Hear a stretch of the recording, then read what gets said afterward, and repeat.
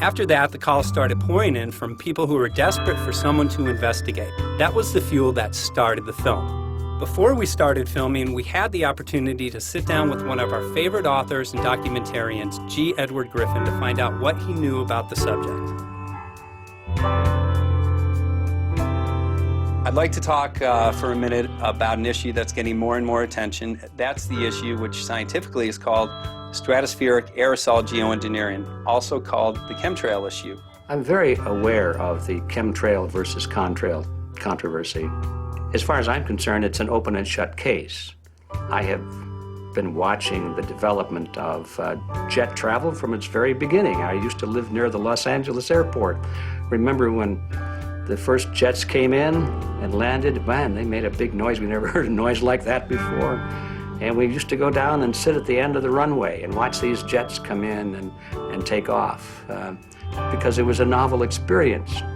I've been watching jets all my life, and I know about jet contrails. I've watched them. They're vaporized moisture, ice crystals, and they get out there in the atmosphere, and then they effervesce and evaporate and then disappear, and you can see them.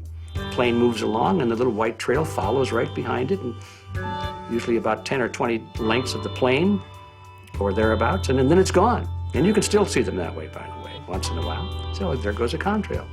These other things we're talking about are not at all the same phenomena at all.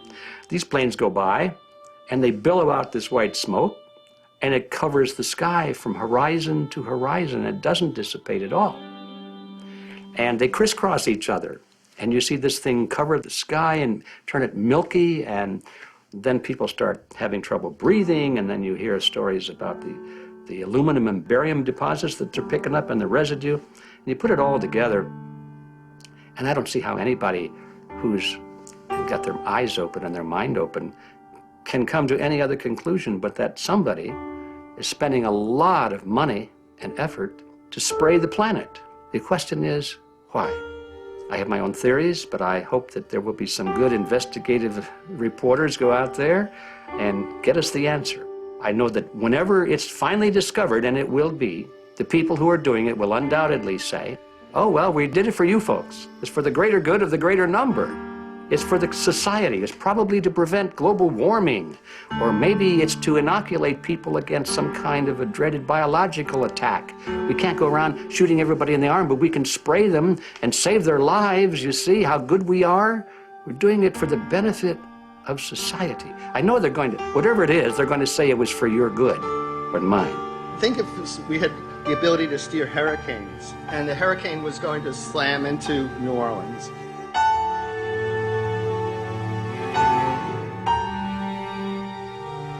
And let's say you could steer it so it would hit Mississippi instead, where for 100, that means I would be willing to more or less kill 18 Mississippians to save 1,800 New Orleanians.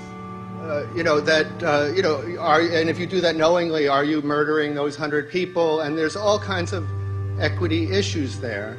Now, also, we might be wrong about our steering, and if we didn't do the research right, maybe our steering would intensify Katrina and even kill more people in New Orleans. And so this question of how do you develop the confidence to know that your intervention will reduce overall damage, and then how do you deal with the understanding that you might be damaging some people who wouldn't have been damaged before while saving people overall?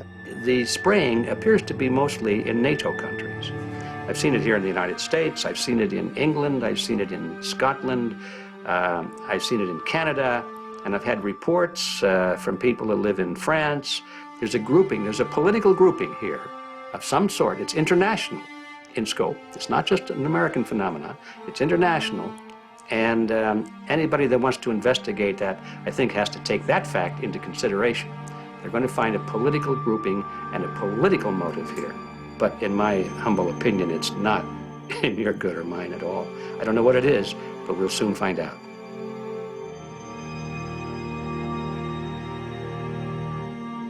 I'm sure that if you follow the old advice, which is follow the money, you'll come to the answer sooner or later. Soon, we realized that we all shared the same need to get this information out there, to share with the public, to let people know what is being done. Ed felt so passionately about the issue, he offered to help us. Well, the main thing now, since it looks like the budget is going to be met, is to get it done well. We don't come off the tree knowing any answers at all.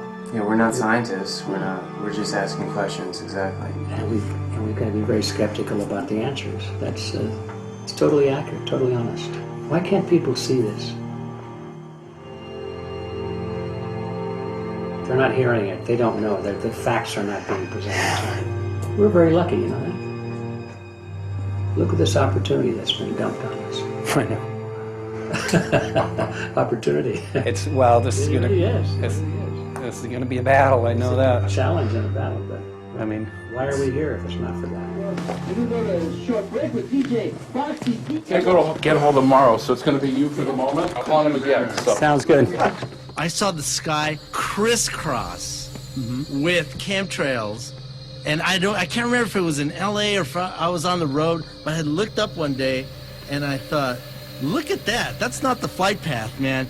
That was a grid, a regular grid over the city, and I couldn't believe my eyes. Milky white clouds. And, you know, it all seems very obvious, and now the evidence of what we have on the ground with the aluminum, the barium, strontium, and with what we see in the patents and what the geoengineers say are going to happen, I mean, for the everyday Joe, this is a slam dunk.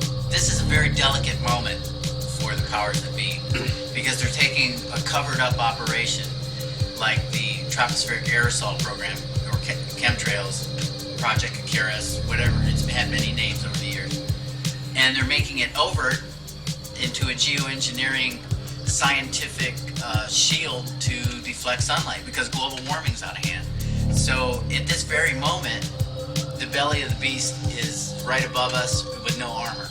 Whether people believe in chemtrails or not, the geoengineering should be scary enough. And when people learn about geoengineering, chemtrails will then become apparent because they're the same. So you're talking about global conspiracy here. Geoengineers propose doing this on a global level.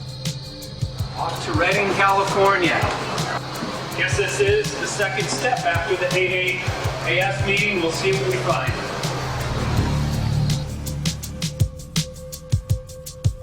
Right here in Northern California at Dana Wigington's house. He owns over 2,000 acres overlooking Lake Shasta. He told me about some of the challenges that they're having up here.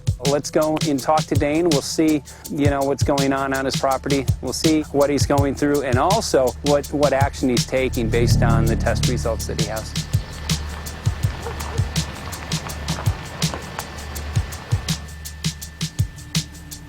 As you know, I have a background in the energy fields.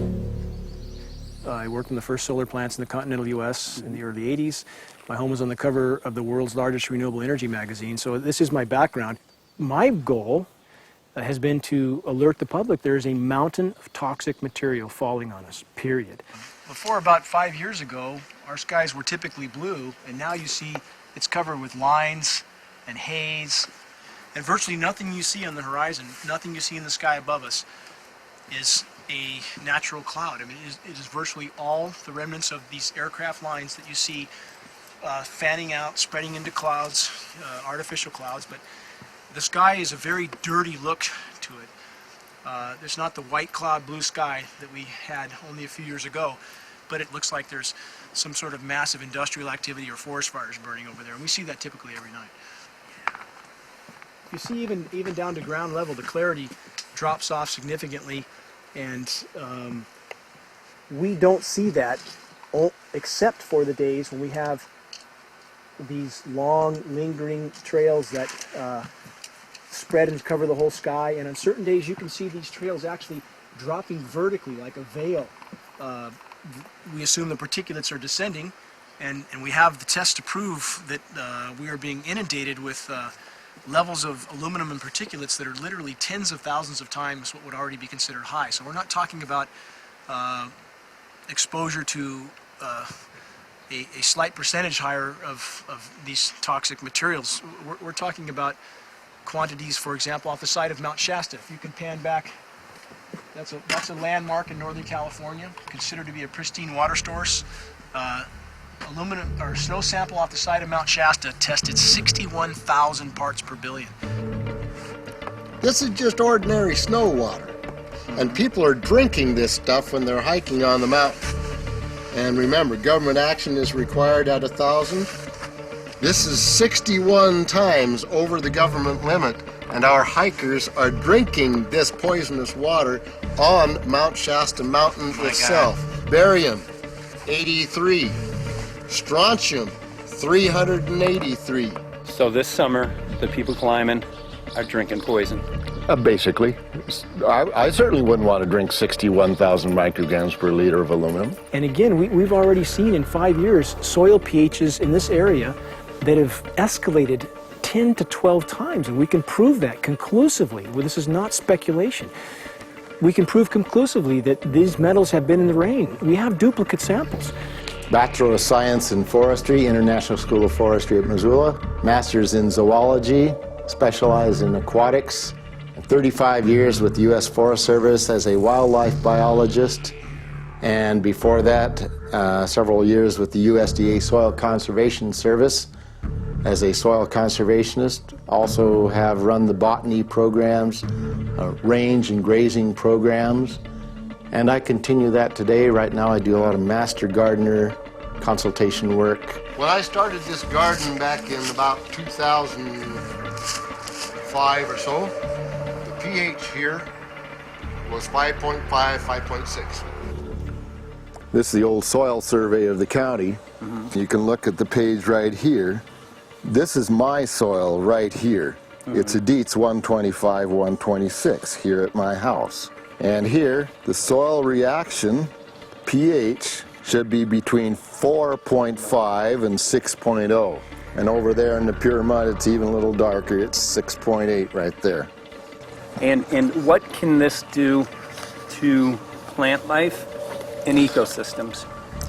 Well, you haul one of these things out and you start looking at the little things that are crawling around the soil. A lot of times they aren't there anymore.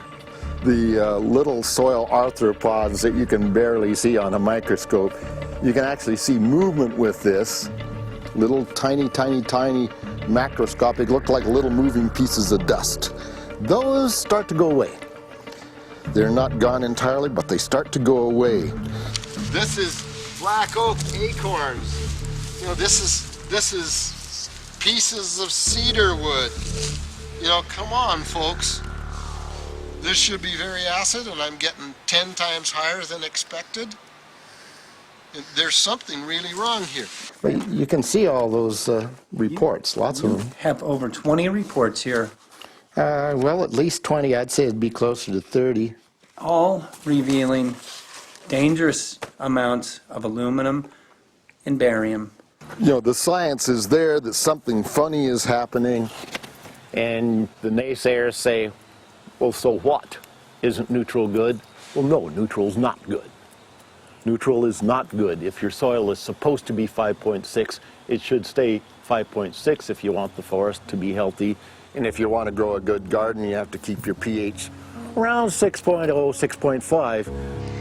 I think that we just need to wake up and just look at what's happening, because we can't just ignore it, because it's going to get worse and worse if we just keep ignoring it and pushing it away like, oh, that's nothing. There was mason jars, and they were brand new, sterilized, and that's what we catch the rain in. And then there was a HEPA filter that we tested the air with. Okay, so you caught rain and then you basically filtered air. What did you find? Aluminum and barium. Here's another test that's revealing 375,000 parts per million aluminum, barium at 3,090, and strontium at 345. Yeah, that's from a lined pond. With EPDM fish-safe pond liner. There is no chemicals, manufacturing materials at all in that pond liner that's available to the aquatic life. It's designed for that purpose. The well that feeds this pond has been tested and retested.